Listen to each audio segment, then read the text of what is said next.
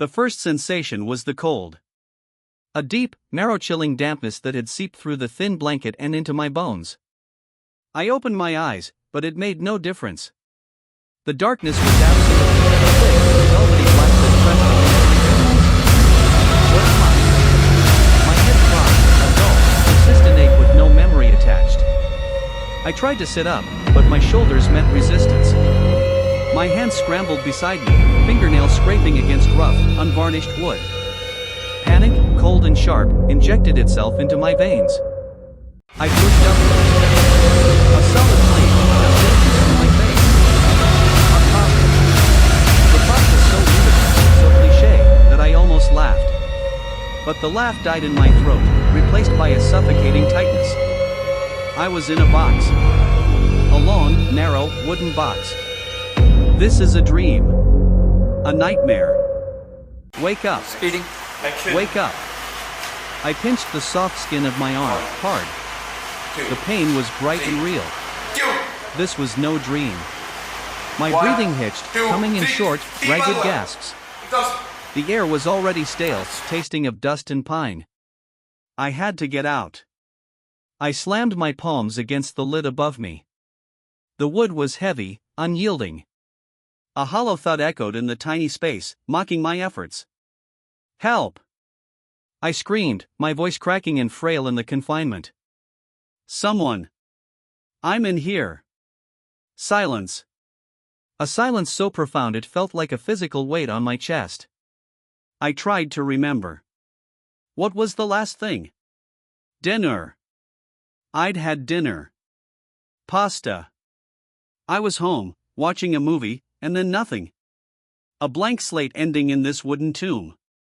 Tears of frustration and terror welled in my eyes. I was buried alive. The classic, ultimate horror. But it wasn't just the burial. It was the not knowing. The emptiness in my mind where my last moments should have been. I forced myself to breathe slowly, to conserve the precious, thinning air. I ran my hands along the seams of the lid, searching for a weakness, a latch, anything. My fingers brushed against something soft and fibrous. A felt lining? It felt. A new thought, more terrifying than the first. What if I wasn't buried? What if this was something else? I stopped thrashing and listened. Beyond the frantic drumming of my own heart, there was a sound.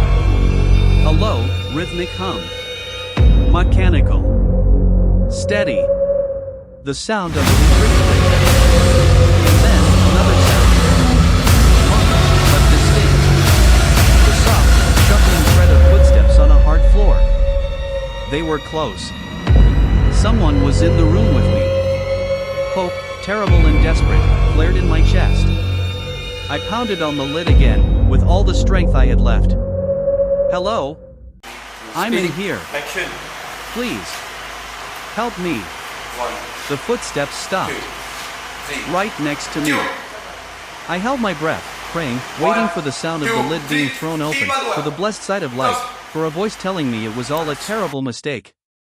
Instead, there was a gentle, almost affectionate, tap tap tap on the wood, right above my forehead. A voice spoke. It was a voice I knew. A voice I loved. It was my wife, Sarah. Her tone was soft, soothing, the way she'd speak to a frightened child. "Shoo, my love," she whispered, her voice vibrating through the wood. "Shoo, it's almost over. The doctor said you just need to rest. You need to be contained. For your own good." My blood froze. Contained? Doctor? Memories, fractured and painful, stabbed at the edges of my consciousness. A struggle.